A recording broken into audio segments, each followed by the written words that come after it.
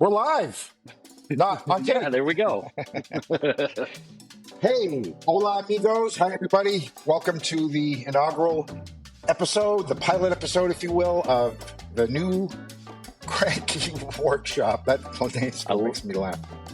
I love that name. It's great. So we're shooting this on the May 3rd, 2 days before Cinco de Mayo. So I'm in the mood already. I've got my shirt. I've got my Topo Chico. I'm ready to go. Cinco de Drinko. Yeah, down here in Texas, that's a big deal, right? So how about you up there in Spokane? Do you Not so much anymore, man. Back when I was in California, it was every I can't say it. It was everybody's day. It's like St. Patty's Day, right? It's another rookie drinking holiday. So yeah, not so much up here. Yeah, I grew up in New England, so St. Patrick's Day, Boston was huge, right? And it's kind of the same. Cinco de Mayo is kind of the same down here, right? So I kind of get into the mood now. Do you celebrate the day before? No, I am a Star Trek guy. I know what you're hinting at. No. Star Wars. Yeah, I see it right over there. I think last year when everybody on Instagram started posting their stupid Star Wars stuff, my post was me hanging my United Federation of Planets banner in my garage. I am a Star Trek guy. Okay. Yeah. We agree to disagree there. Yeah, I remember it was years ago when someone said Happy Star Wars Day, and I said, "Fuck is that?" And they said, "May the 4th." And I'm like, I still don't get it. And they were like, "May the 4th be with you." And I'm like, fuck out of here. I don't celebrate holidays made for children. Yeah, right. Yeah. And to the audience, if you've come across it right now, we're now 2 minutes into this thing. If you haven't already realized, this is uncensored. We are going to swear. Okay, this is who we are. We're not trying to hide it. Right. Yeah. Right. Raw dog, as they say. Okay. So. Yeah, let's just get the elephant in the room out of the way. Right. So that's a good opportunity to kind of tell people why we're doing this, what the point is, what we hope to do with the show. I mean, kind of my idea of it was Jered and I kind of shoot the shit like this all the time anyways. So we figured, why not let you watch? Right? Yeah, why not? But I think the first part of this, including this show and maybe the next several, will be like experimenting with a format. I mean, we're just kind of keeping it loose for now. We're not committing to any schedule. We're not saying we'll have guests, we won't have guests, we'll have audience participation, we won't have. I mean, we want to encourage interaction, right? I mean, leave comments, send us email. Our email's in our description. It's not hard to figure out, the new Cranky Workshop at gmail.com. But so why don't you tell me what you're hoping to see happen, if anything. Well, I'm going into this with zero expectations, right? So I watch a lot of other podcast type stuff that other channels are putting out, and they don't get a ton of views, but they're doing it because they enjoy the interaction with the actual person. And I think that's like the one thing where we talk about social media and then there's like no interaction. Right. It's really friggin' annoying. Right. So if anything, I'm hoping this just becomes like a cathartic exercise between the two of us where we just get shit off our chest. Yeah. And if the audience wants to chime in, if there even is an audience, that's great. And we always talk about like building community and all that kind of stuff. And I think if our standalone channels don't really build that, but yet we can get a percentage to come over to this and there's a little more interaction, then, I'll be happier to go for soft dirt. So that's kind of my goal with this, is just talk about crap that we're seeing, things that we're doing, and, just have a forum to just blow off some steam. Right. I mean, I figure it's almost like, I don't know, if you can, like after work, if you've had a hard day, you go to the gym and work it all out, and then you come home and you're nice to your wife, you know what I mean? Instead of like going home and yelling at her because you're still frustrated. Right. So this is a way, to get stuff off, kind of just to speak our minds, get stuff off our chest, not worry about like who we're pissing off, not worry about sponsors, not worrying about anything like that. And then Yeah. On our regular channels, we don't maybe feel the need to do that so much, right? So Yeah, even though my claim to fame as a YouTuber is 8.5 minutes of doing exactly that. So exactly. nonetheless, And we're going to talk about you that. We're know, definitely going to talk about that. uh, So we'll what, get to that some other time. right. So, why don't we introduce ourselves to the audience? You go first. Tell us who you Right. are.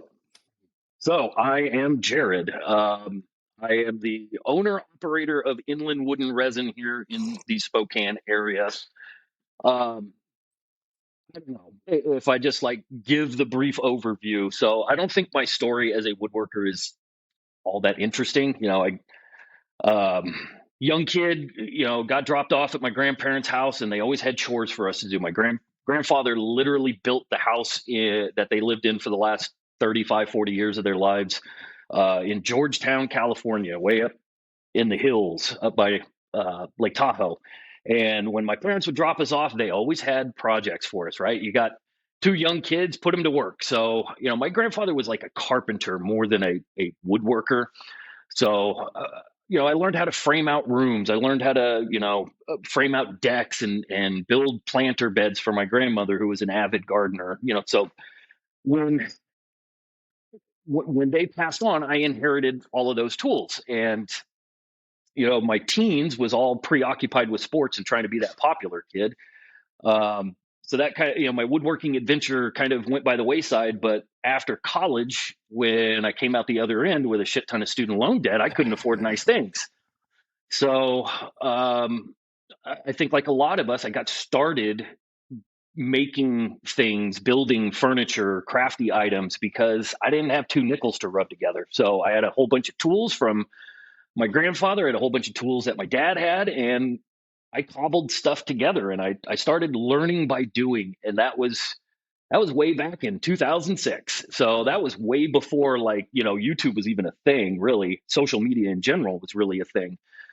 But I started a business again. The teacher salary wasn't really, well, let me say this. My first full year of teaching was 2007, 2008, and the economy took a shit. And I was last one hired, first one let go because of budget cuts. So I had this business in my back pocket, and I started to build stuff for people. I did the traditional run through your friends and family, and I exhausted that relatively quick. And I continued with the teaching thing and kind of bounced around a little bit. But when I moved back home, I had a fiance. We were renting a house. Two teacher salaries in the Bay Area in California still couldn't pay the bills. So I needed to build furniture for the house. And that's kind of how I started really getting into the idea of, like, I could really do something with this. Um, my daughter came along in 2019, and my priorities changed. I didn't want to do the wood thing as a business anymore, and I wanted to focus on being a father. And then COVID hit, and I was a stay-at-home dad. I was working out of my garage. So a lot of times when I was doing meetings with kids in between or virtual meetings, I was sanding shit. I was working on projects. I know that COVID is, I did a lot of the same during COVID. I would take meetings right in my garage. Yeah. And I COVID. would turn my camera off, and I'd mute myself while these fools would be talking, blah, blah, blah, blah, blah, and I'd be, Turn the camera off, turn the mic off, and yeah, I'm listening. But anywho, right. COVID, I guess it's still kind of a polarizing thing to talk about, so I'll make no value statements there. But COVID was good for business. There were a lot of people that were COVID stuck was at home. COVID was great for the whole woodworking business. Have you noticed Yes, Rockler is opening stores faster than McDonald's right now? They're spending that yeah, they're sweet, sweet COVID money. You know what they are. I think what they just opened one in Oklahoma City. They just opened one up in maybe Charlotte, maybe Tucson. They just opened one in San Antonio. One in they need to get their ass up to Spokane. They ain't got one here. yeah. Yeah, Spokane. Now Spokane is now I know that's where you're from. And so I was curious to get to know you a little better, Jered. So I looked up some interesting facts about Spokane. And so I know that Spokane is the second largest city In Washington. in Washington, behind Seattle, right? And I learned that, and maybe you didn't even know this, I learned that Spokane is the originator, the inventor, the uh, birthplace, if you will, of Father's Day. Father's Day. Yes. Yeah. Now, Spokane is also. hold on. Here's the question. Was there already a Mother's Day? Because I feel like if it was already a Mother's Day, then Father's Day is not really that much of a stretch. I mean, I think someone would have thought of it eventually. That's a good question. I didn't. I heard that about Father's Day, and I didn't have that question to go one step further. Like, was Father's Day first, and then whatever. Yeah, But yeah, we've been Spokane. celebrating Mother's Day for years. What Spokane needs is something to go with Mother's Day. I don't know. Let's form a committee and study that. Yeah, who knows? But just to quickly wrap up about me, Yeah. I got introduced to epoxy long before epoxy became a thing on social media. And I'm not trying to humble brag or anything like that, but I was ahead of the curve, and the general public was not ready for it, nor was I prepared to field questions about it. I didn't know a lot about it. So I moved away from it, and then the epoxy bubble became a thing, and then I gravitated back towards it. And like, I feel unfulfilled if I do not put epoxy into a project. Like, it feels beneath me, and I know that is like a polarizing thing in the woodworking world. But when I moved, we flew the coop in the beginning of the COVID years. There was all sorts of insanity going on with the real estate market in California. My wife and I just looked at each other and said, like, if we're going to do it, we're going to do it.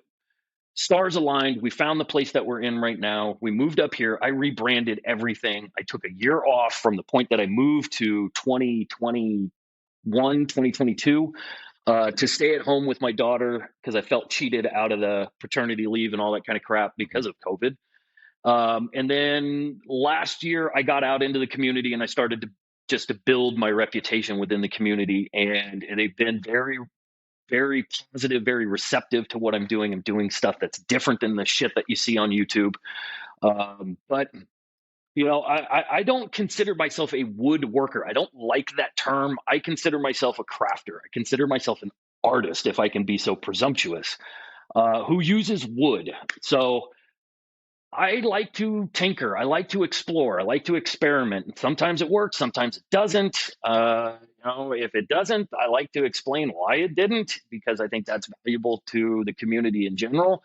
And if I knock something out of the park, then cool. But other than that, I'm just a guy that has some tools, likes to make some things that I think are cool, and I like to live that crafter lifestyle of actually hustling and going out into public. I've said this, I'm pretty sure I've said this publicly on my channel. I don't intend to be a content creator, even though here we are doing this. Like, I don't like that term either. I don't want to be dependent upon having to produce content on a channel in order to make ends meet. I go to work, I teach.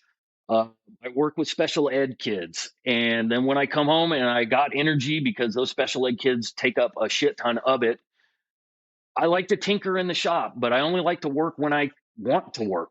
So I don't really do a lot of big furniture missions. I don't do that stuff anymore. It's just takes up too much time. There's a lot of hassle and headache that go into just getting the project off the ground. I like to make small stuff. I'm very much a product producer rather than a process person. So that I think could be a topic to discuss some other time. But that's me in a nutshell. How about you? That's a big. Give us your. That's quite a. I know That's quite a lot. Big nutshell. So, there we go. hold on a second. So we're going to cut right here, okay? When I edit this, because Yeah. I have to hit the can real quick. I should have done that before. Yes. Okay. Too much coffee. Fair enough. Hold on a second.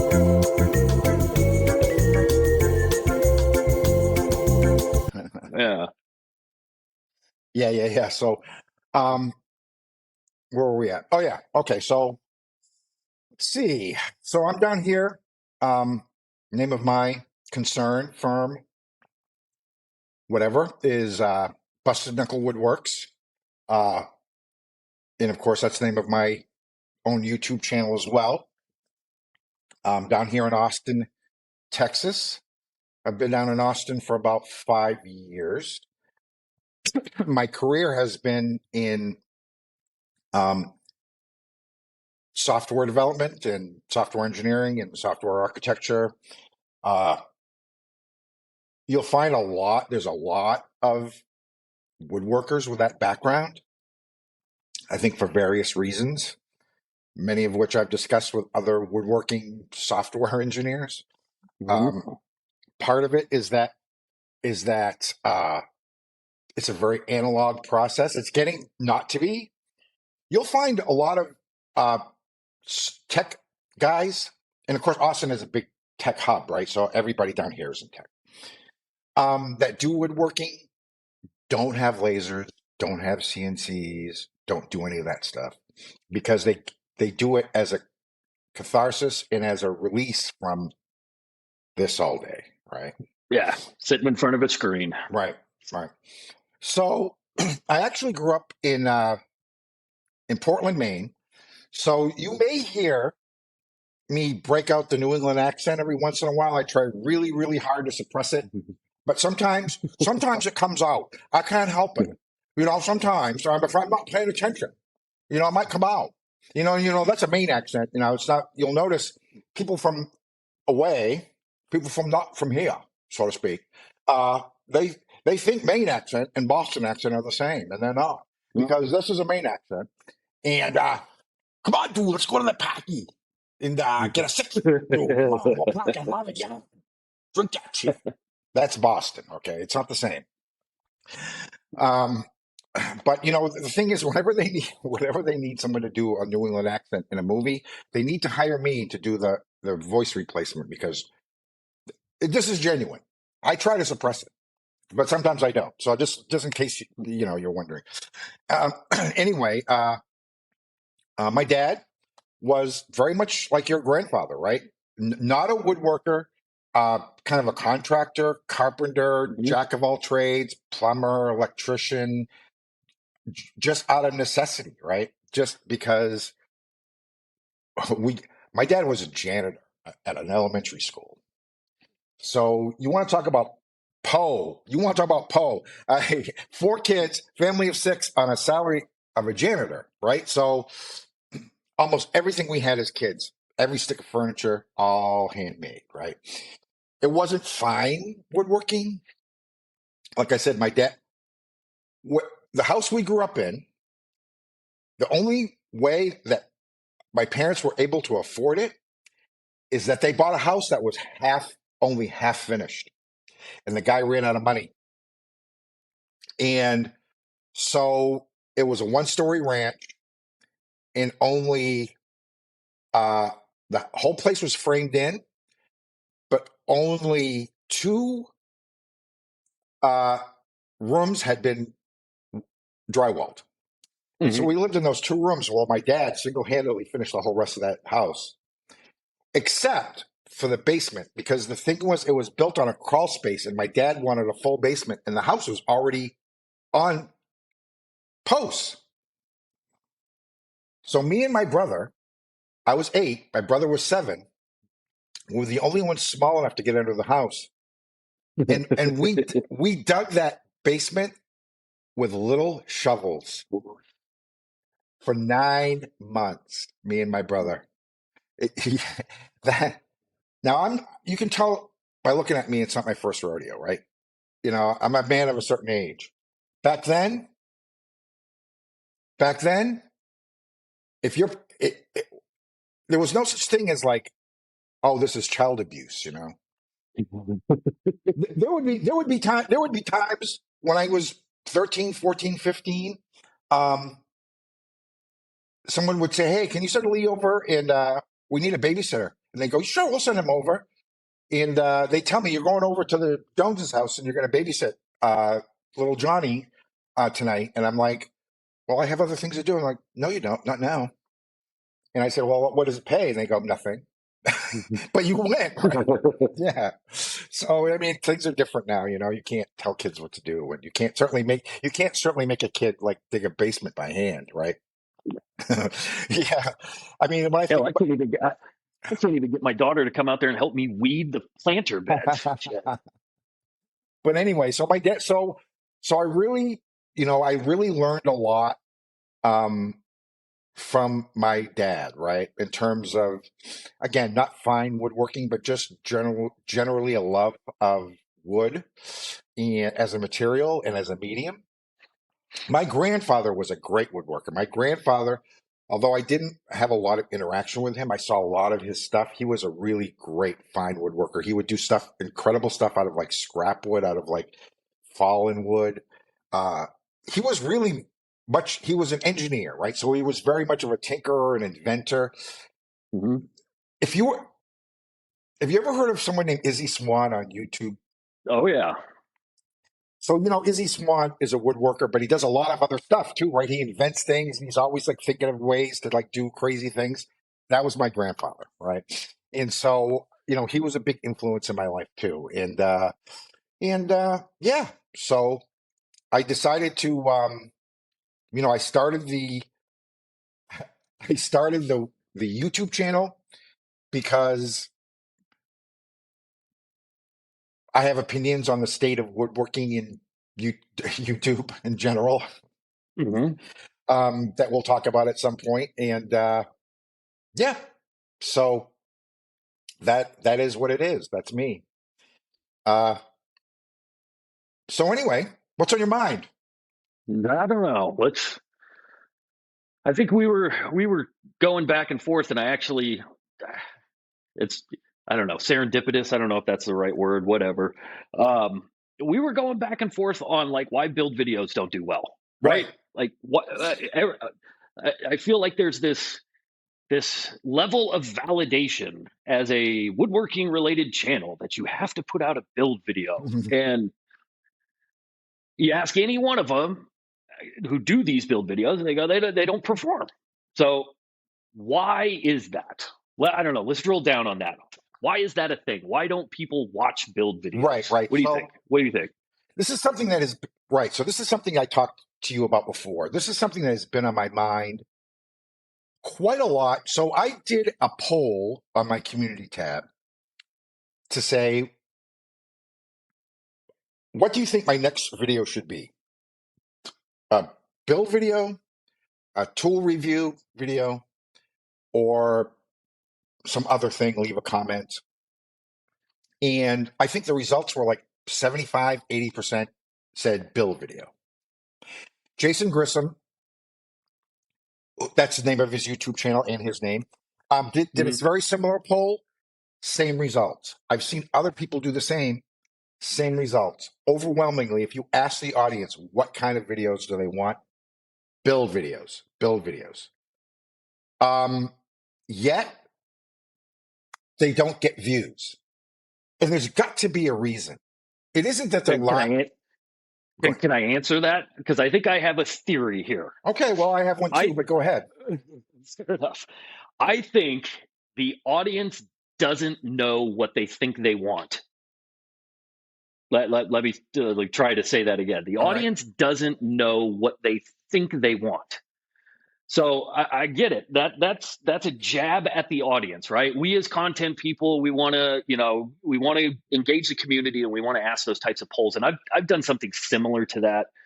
And what's funny about the community tabs in general, if I can make a little bird walk here, is like my channel's got 3,000 subs, right? I may ask a question like that, and I will get 15 to 20 responses. So that first and foremost means that my community isn't exactly all that engaged. But if I get It's a small 20 sample size, replies, sure, yeah. yeah, if I get 20 responses, and let's say 12 of them say I want a build video, then yeah, my percentage is going to say, well, 60% of my audience wants a build video. And that's not the reality. The reality is, of the 20 people that voted, 12 of them said they did. So if I take that to heart and I make a build video and it doesn't do well, and I'll get to what I think a video should be, how it does well for me some other time. But if I take that to heart and I go, I'm going to make a build video, and I invest all this time and this money and blah blah blah blah blah into it, and then it just shits the bed, I'm not going to ask my audience that again. I'm never going to ask them. Like, I'm of the mindset that it's a one and done proposition, that if the audience thinks they want something and then they don't respond in kind when I provide it, then I'm not going to ask that question again. Sure. That's fair enough. That's just number one on my list as far as why I think build videos don't do well. Right. So, okay. So I have a different theory. Mm-hmm. Couple of different theories, actually, that are kind of related. So this has to do with a much bigger topic around the YouTube algorithm. People don't watch build videos because YouTube doesn't show them build videos. And YouTube doesn't show them build videos because they don't watch them. Do you see? It's a vicious cycle, right? So if you ever see the movie The Usual Suspects, where they say the biggest trick the devil ever pulled was convincing the world he didn't exist, right? Okay, the biggest trick that YouTube ever pulled on you is convincing you that they're all about diversity and alternative.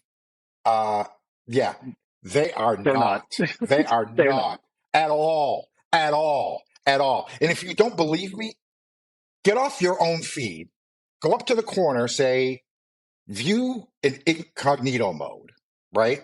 So that will log you off. So now YouTube has no idea who you are. Say you're just somebody that's walked in from Mars and you want to see videos on woodworking. So just go up to the search bar and just type in it, do a hashtag search. Hashtag woodworking, because that's the most common hashtag that's used in our space. Yeah. Hashtag woodworking. Every video is got 1 million views, and the channel has got 2 million subs, and they're not showing you. And those aren't build videos, because no build videos aren't getting 1 million views. Okay, they're how-to. They're how-to and tool reviews. Right, they're how-to, and they're like, oh, the 5 tools you need, or I bought these 5 tools on Amazon, or some other bullshit like that. That's what it is, right? That's what they're showing you, because that's what's getting the views, and that's what you're watching because that's what they're showing you. See? Yeah. So it circles on itself and it swirls around the drain, and the middle of that drain is homogeneousness and mediocrity, right? It all regresses toward the mean, which is like not great, not terrible, right? So the second thing is most build videos suck. They're boring. They're like lectures. And if I'm using, I use YouTube for 2 things. First of all, if I need to know a particular thing, I'll search out that particular thing. Yeah. Second is to be entertained, right? Now, if someone like who doesn't consistently do build videos, and I know that they do good build videos, a perfect example is Dave Picciuto. Make something, right? He does a lot of build videos. They do amazing. So you can't say that people don't watch build videos, because I would probably watch David Picciuto make anything, right? Even if I'm not interested in that particular thing. I mean, if someone doesn't have a track record of making great build videos, and all of a sudden they say, I see a video that they put up how to make a chair, like John just did at Lincoln Street, right? I'm probably not going to watch that because I don't know. I'm not making a chair this weekend, right? And he doesn't have a track record of making consistently good build videos over a long period of time. I think what you're getting at is, to have a good build video, you have to have an equally good narrative that goes along with it. Right. And the narrative shouldn't be a step-by-step linear process of, I started with this board, and then I milled, and then I did this, and then I did this, and then I did this, and then I did this, and you're walking me through the process of how you put it together. If you need to cut 8 pieces of wood for a build, don't show me cutting all 8 pieces of wood on the fucking table saw. I know how a table saw works, dude. Yeah. Don't even show me the first one. But if you do, skip the other 7, okay? Yeah. They're Or poorly edited, they're poorly shot, they're poorly composed, they're just mostly and bad. I'll admit I'm guilty of this, but I have also said that anytime that I'm going to do a build video, I'm going to do my best to record the time that each process took. And I'm going to do it on hyperlapse so that even when I go into editing, I can speed up that hyperlapse. So if I'm doing like a 30-minute mill session and I get a 1.5 minute long hyperlapse, I'm going to condense that even down to 15 or 20 seconds. Like, I wish I could work at that speed because that would just make life a whole hell of a lot better. Sure. But no, I get what you're saying. Like, I don't need to see every single repetitive cut. I need to see one snippet, and if you're going to repeat something, then you just move on. Like, oh, I Right. did this off camera and I repeated it, blah blah blah. But I think the narrative is important, and I think Cam at Blacktail has said this. Like, a lot of his success is due to the fact that his narratives are satisfying. There's something to the flexion of your voice. There's something to the message that's being described. You're not describing every little process. You're talking about whatever it is that you're talking about. Like, I think that, I don't even know if he's still active. William Walker, I think he's in Virginia. Like, every one of his videos, he would start off by saying, "This is a story of this." That's cool. Yeah. You've now got me hooked, right? Right. You're going to tell the story. And it didn't matter if he's making a damn cutting board or if he's milling a log or if he's building a table. This is the story of this. And I think that's a lot like, wood is a living, well, was a living piece of history.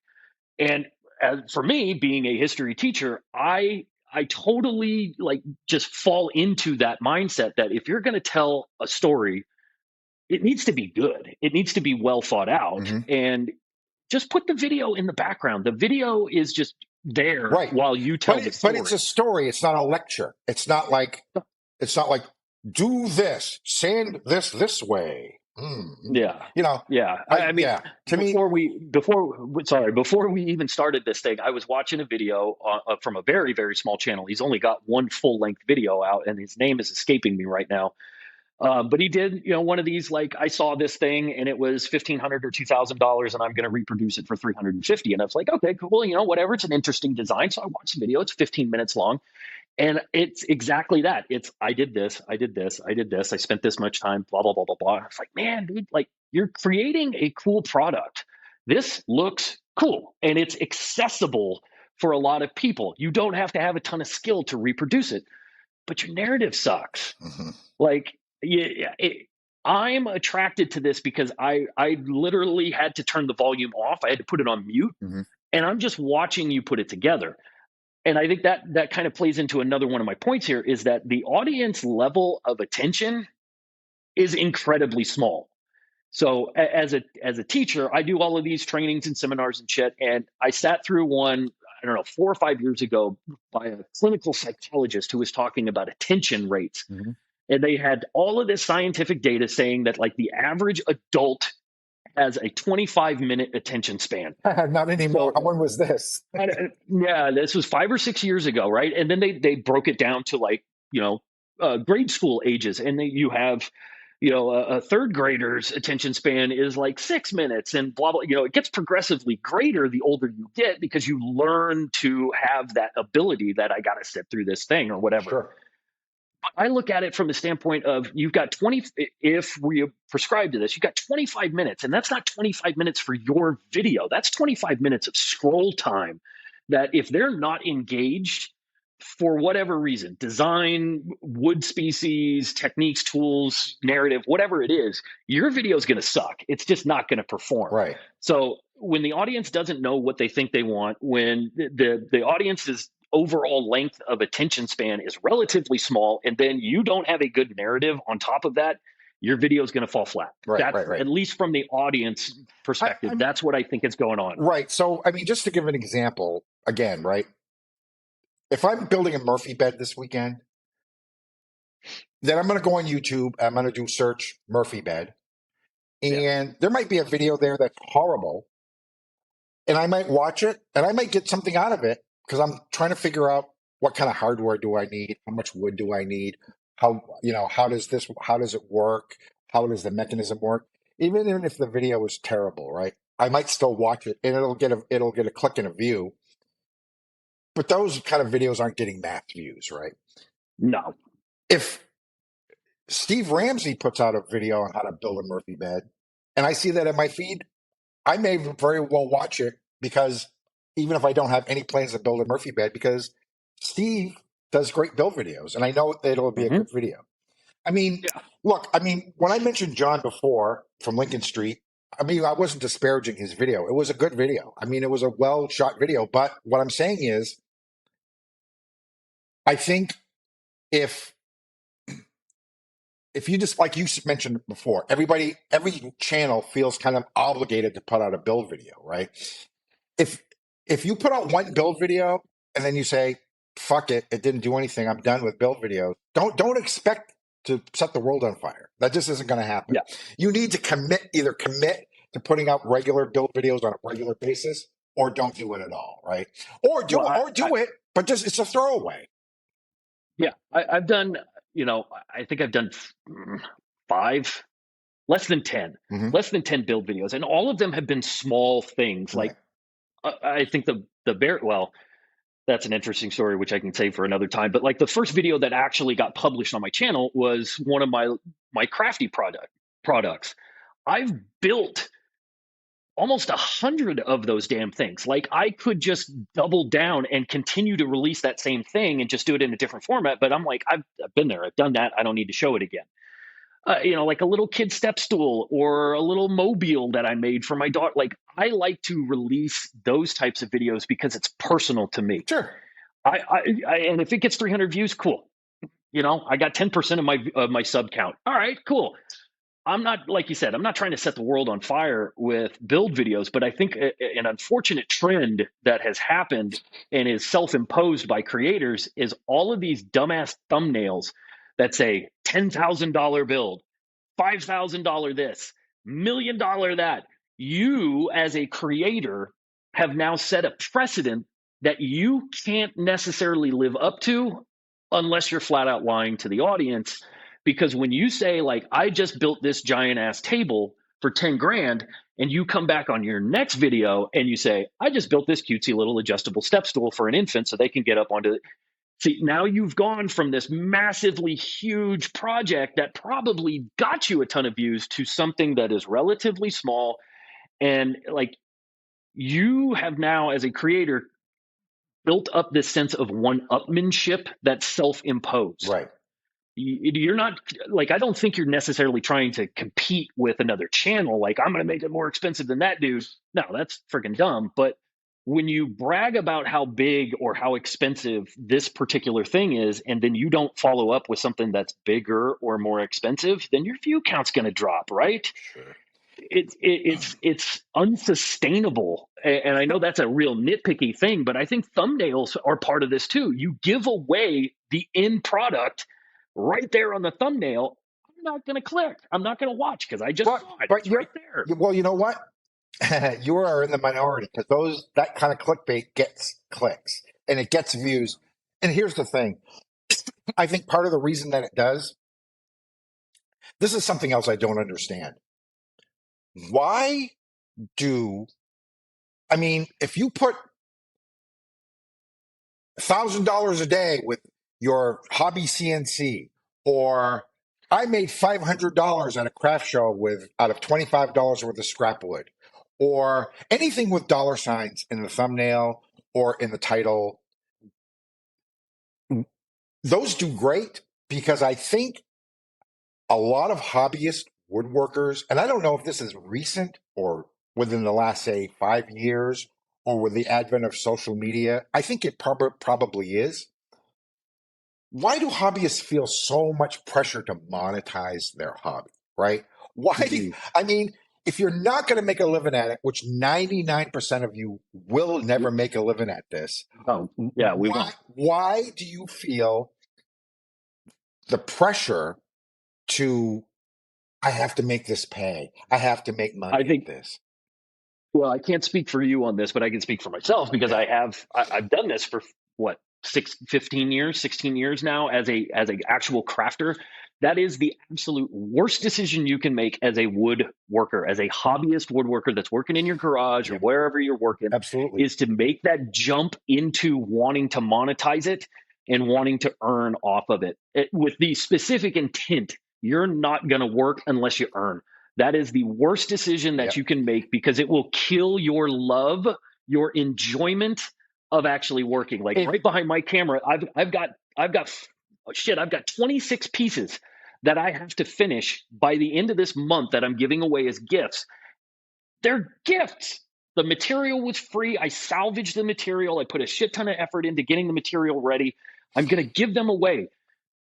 And that's going to be a labor of love. And I'm not going to take 1 red cent from it. But if that was a commission or, a product that I'm producing, I am so hyper fixated on like, I can't talk with my daughter. I'm going to be disjointed from my life for the next however long to get these things done.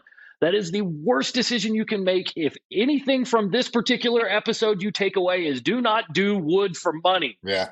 That Yeah. sounded like If you want, don't okay. Jered, you were absolutely right. If you want to suck all the joy out of it, start charging, right? Mm-hmm. Yeah. Don't do it. I've seen guys, very talented woodworkers, hit on a niche. And now that's all they do. And how can that be fun, right? Like, there's one particular channel, a woodworker who has a channel. I'm not going to name the name, but used to build all kinds of different things until they hit on building marquee letters. And now all this guy does is build marquee letters, right? And Yeah. how can that be fun? How it would drive me insane, right? I mean, the thing is, once you hit on, but it doesn't matter, cutting boards or bookshelves or whatever happen to be hot, or cedar planters, and now you're the cedar planter guy, or you're the marquee letter Yep. guy, or you're the cotton candy cart guy, then that completely will kill your entire love of it. And now it's not a hobby. Now it's a job, Yep. right? And just like any other job, you're going to have deadlines you're going to have to meet. You're going to have client expectations to deal with. You're going to have if you Pissed want to off keep going. customers. Yeah, If you want to keep going, you got to hustle to find those people. And then at some point, you're going to become dependent upon the income because your lifestyle will change now that you have that income. And when that income dries up, because it is total like wavelength with woodworking that, oh, I'm high right now. And then bam, it crashes. right. Last year, God, every single show I did, I had to deal with the R word, recession. We don't need that right now because we're in a recession. Like, fuck no, no, you're not.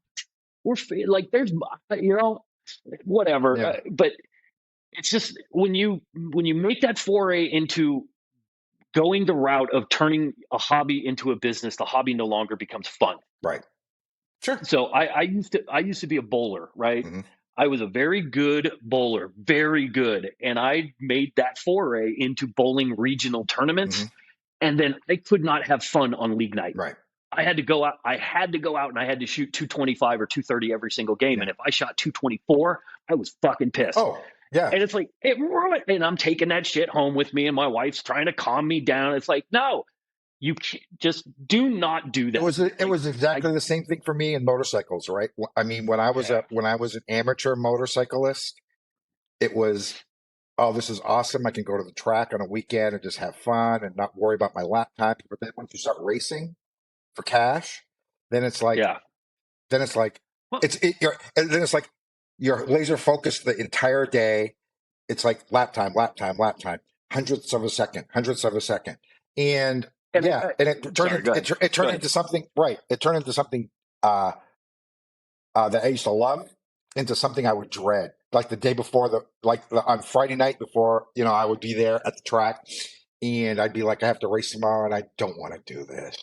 I don't want to And, and do it. and I think to circle back on our previous comments, it's like the reason why those tool videos and stuff do so well is because that hobbyist is going to transition into trying to earn money, and they fall prey to the belief that they have to have the bigger, better, more powerful tool. Sure, of course. Like And then you end up being a dummy like me that's got $17,000 or $18,000 wrapped up in three tools that I get a whole bunch of shit for from my people. People who jump into the comments, those are fucking production machines. Yes, they are, because I stupidly made the decision to build cabinets for a living for a short period of time.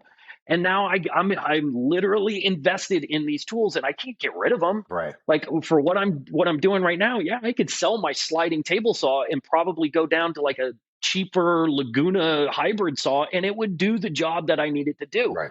But yeah, all right. Hey, listen, Just, listen. yeah. We're getting up toward an hour here, so we're at about 50 minutes. So I wanted to keep a little time at the end to do something that we are going to call video spotlight of the whatever this is, right? So you're going to feature a video that you've seen recently that you want to tell people about, and I'm going to do the same. And we're going to tag these in the description so you can go and watch uh, videos that you may have missed, but you feel are worthwhile. So go ahead, Jered. What's yours? All right. So at the time of the recording of this video, I think the video I'm going to mention, I think, is only 3 days old. Okay. It's from a channel called Pask Makes. He's an Aussie. And the title of the video is Mid-Century Dining Table. Like, boom, that just totally catches your interest, right? Mid-Century Dining Table. No, Pask, is it But P-A-S-K or P-A? How do you spell it? Pask, Pask. Okay, gotcha. Um, the tabletop itself is like a Kumiko design. So all those little intricate pieces and stuff Yes. to create a pattern and design. And I think in his video he says he spent 3 or 4 hours just cutting the pieces. I'm like, I do not have the patience to do something like that. So you already have gotten me hooked. But he creates kind of like this geometric snowflake design, and then he backfills it with epoxy, and it's got plywood underlayment. It's not a overly the top super expensive build. This is a guy in a garage making a thing, and it's super cool. The build video itself is like a half an hour long. It's long. It's showing every single step, every single process. He's using tools that he has built himself that mimic the functions of that green brand that everybody loves to shit on. It's just really cool. He shows mistakes, how he remedies the mistakes, and how he turns those mistakes into design elements and features. And ultimately, he builds a pretty cool, small, like 6-seater dining table. And I dig the Aussie accent. That's soothing, I guess, or satisfying, or whatever. But that's a big channel, right? That's a million-plus sub channel, and I think it's probably well over 100,000 views right now. But I don't care about view counts. I don't care necessarily about like sub counts. I care whether or not it's an engaging and cool video that you could potentially take an element of and apply it to something that you do or you want to do. And I love that Kumiko style project. I just know I don't have the fucking patience to be able to pull them off. Right. But I love watching those things. They're freaking rad. Cool. So we will definitely tag that in the description. We'll put a card for it too. Okay, so mine is, and I actually posted this same video on my community tab about maybe a week or two ago. This is from a pretty small channel. I think maybe 1.5, maybe 1.5K subs. The video has less. I checked this morning, less than 500 views still. Which people say they want build videos. If you want to see a good build video, this is a good build video. It's from someone named Adrian Woodworm, which I'm sure that's not his real name, but if it was, that would be totally fucking awesome. Yeah. Right on. Adrian Woodworm. But and when you mentioned the accent too, so he's out of British Columbia, Canada, but he has like a Slavic accent, maybe like Ukrainian or something. I'm not sure. I mean, I don't know him, but it's pretty cool. I mean, I like listening to him. The video is of a nightstand, and it's kind of a mid-century nightstand, even also, but it's all made from recycled church pews. And so, yeah, so you learn a lot about using recycled wood, which that's something I'm interested in as long as it's not pallet wood, right? But, breaking down other furniture, making new things. There's a lot of really kind of intricate curves. There's a lot of really delicate drawer work. It's just really well done. I think it's well paced. It's not too long. It's not too lectury. It's not like this is Hmm. how you do this. And he's got a really small shop too. I like watching videos that are from small shops because I think it's just very ingenious sometimes how people kind of manage in that. I mean, I have about 450 square feet here, and I think this is way, way too small, right? But some of these guys are like in half of that. They're working in, yeah, they're working in closets. Right, right. Bathrooms, right? So, um, yeah, so Adrian Woodworm and nightstand made from recycled church pews, right? So, yeah, so we'll shout both of them out in the comments. So we're just about at time. What do you think, buddy? How do you think this went? Let's do it again. Shit. Let's do it I know we again. have a lot Oh, more to say for some reason. yeah, We, right. God forbid we have opinions and we want to get them out there. God I forbid. know. All right. So don't forget to smoosh. You have to smoosh the subscribe button, right? Smoosh it. Don't smash it. Smoosh it. And if you're already subscribed, don't smoosh it because that will unsubscribe you when we don't want that. We have, I think I checked this morning, 6 subs so far. So Hey, yes, if we can double it by the next episode. All right. setting the bar so low that we can't underperform. Uh, we will limbo under that shit no matter how low we set the bar. We will limbo under it. We will get under there. There we All go. right, buddy. So, hey, it was great talking to you. It was Yeah, you I too. just want you to know it was a privilege for you to talk to me as well. So Well, it yeah, was. definitely. Okay. Hola. Adios, amigos. Happy, Guys, happy yeah, Cinco de hopefully Mayo. Cinco de Drinko, and may the fourth be with you. Oh my God. Holidays for children. All right. All right, cool. Bye. That was fun.